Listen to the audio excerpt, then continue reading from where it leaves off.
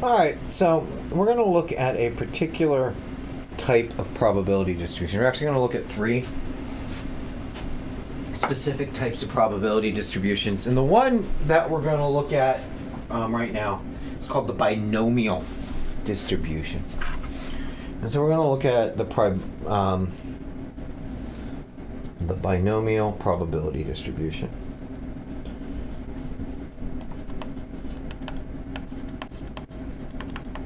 Binomial probability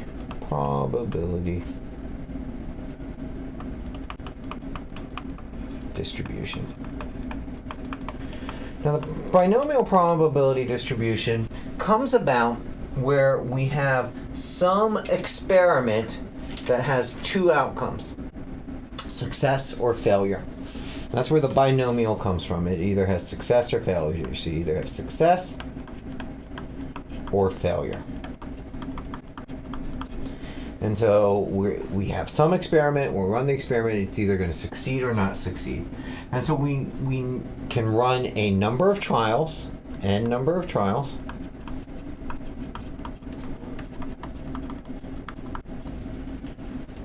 we have some probability of success.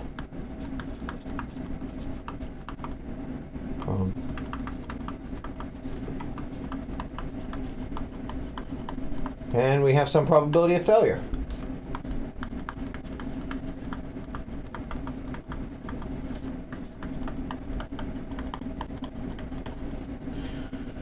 And then in the random discrete variable we want is, in this number of trials, how many successes are there? So this is the number of successes.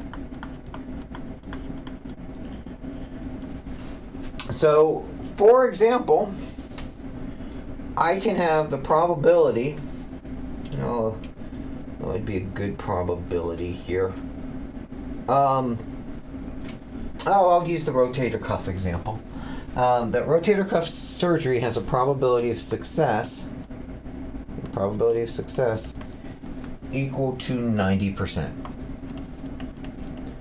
Now, in probability, we don't like percentages. We tend to use decimals. So that's a probability of success of 0.9. Okay, so P equals 0.9, using our variables we're going to use here, the probability of success. So rotator cuff surgery has a 90% chance of success.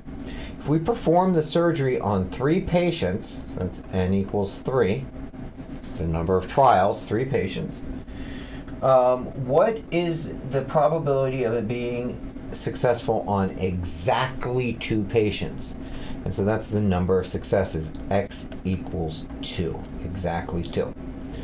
Well, we have the complement of the probability, right? Because the probability measures the success, then failure is the complement. So that'd be 0.1. So now we have our variables that represent a binomial experiment. We have a formula that talks about what that probability will be. And so the probability of a certain number of successes in a binomial experiment is the number of trials choose the number of successes. And then you take the probability of success to the power of the number of successes, and the probability of failure to n minus x. Now, here's what this is doing. If you remember back a little while ago, we had the rainy day, and we had the chance of it raining on 3 days, and we said, what would be the chance of it raining on every 3 days? And we multiplied the chance for each day 3 times. That's what happens here. In fact, what this says is, how many different ways can I order my random variable? So let's look at this rotator cuff surgery, and let's replace the variables here. I'm going to have 3 trials, and I'm going to order them. I'm going to choose 2 successes. Order doesn't matter. Order doesn't matter, I should say. And each time I get a success, my probability of success is going to multiply. Because remember, successes multiply. or probabilities multiply when we're putting them together in ands. And so I have 2 successes and the probability of 1 failure.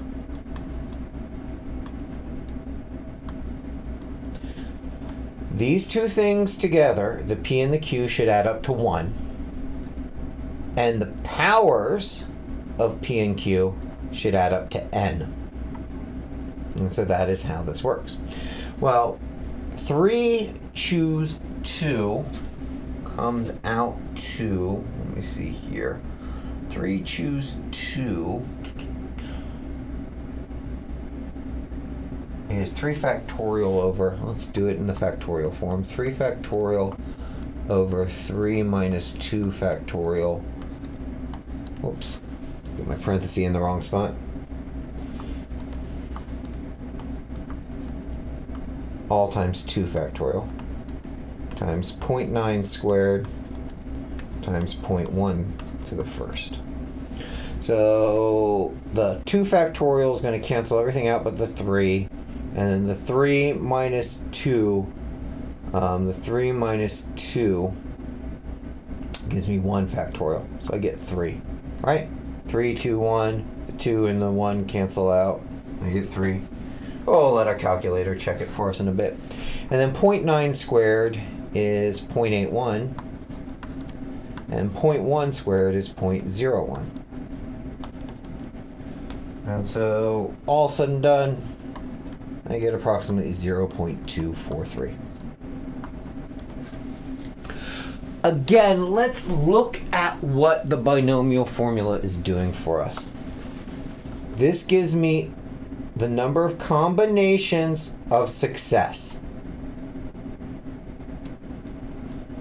This is the probability of success, and I multiply it by the number of times I have successes, which is in this case just x.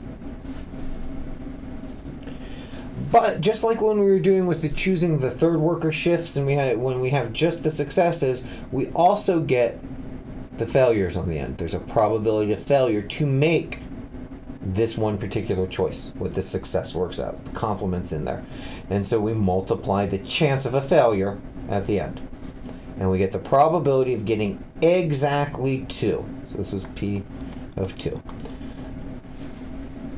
Successful rotator cuff surgeries. Well, let's look at all the probabilities that would happen in here.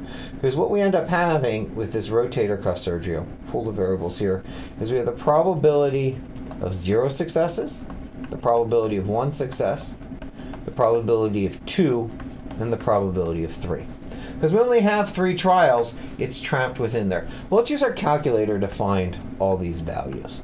So we'll look at the binomial distribution distributed across these 3 values. So we would have a chance of 0 successes, right? And so we'd have 3 choose 0. Well, there's only one way to do that. We would have 0.9 to the 0th power, which is 1. And then we'd have 0.1 to the 3rd power, which is 0.0001, or that's 1 times 10 to the negative 3rd, 0.1%. But let's our calculator show that for us. So let's come over here. We'll go to the TI-84 again. And we're going to, oops, let me get my TI-84 on for you here. There we go. I had to hit the on button a couple times. So I'm going to go to distribution. So let's quit out of the stat mode, and notice as I move my arrow around here, I want to go to second and vars, and that's going to list distributions. And we're going to have a distribution called the binomial probability distribution function. Binom PDF. So I'm going to choose that. Now the trials is my n value. And so we said we had 3 for n. And the chance of success was 0.9. And I want to know what the probability of 0 successes were. So I paste that in. Now, if your calculator doesn't give you the list here, it'll give you the parentheses. And when you use the binomial PDF, you want the number of trials, the probability of success, and your random variable, which is how many successes you're getting in the 3 trials. And I put that in, and there I get 1 times 10 to the negative 3rd. So let's switch back here. We'll do some back and forth here. And so we'll write this result. So what is 1 times 10 to the negative 4? It's 0.001, right? So that's the probability of getting actually 0 successful surgeries. That feels about right. If there's a 90% chance of it being successful, then there should be very small odds of all of them failing. And that the binomial shows that. All right, let's calculate the probability of exactly 1 success. 1 and only 1 success. So I'm going to come back here. I'm going to go back to my second. Whoops. Let me put this on. I'm going to go back to my calculator. There we go. I want a second and vars to get into the distribution. I'm going to go up to the binomial probability distribution. And I still have 3 trials. I still have a probability of success of 90%, but I want to know what the chance of 1 failure would be. And that's 0.027.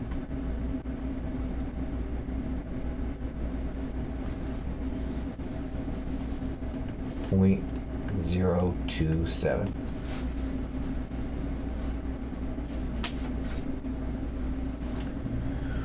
All right, and we already did 2, but let's use our calculator to see if we get the same thing for 2. We have 0.243 or thereabouts.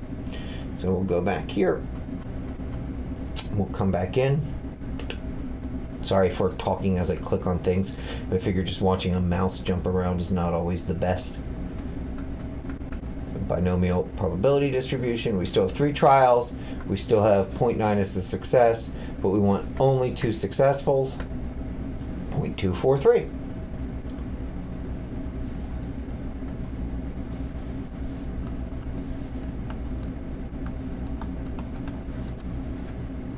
And last but not least, what is the chance of all 3 being successful? Come back here, go to second in distributions. I go up to the binomial probability distribution, 3 trials. My random variable is going to be 3 successes, and I get 0.729. Again, this makes sense.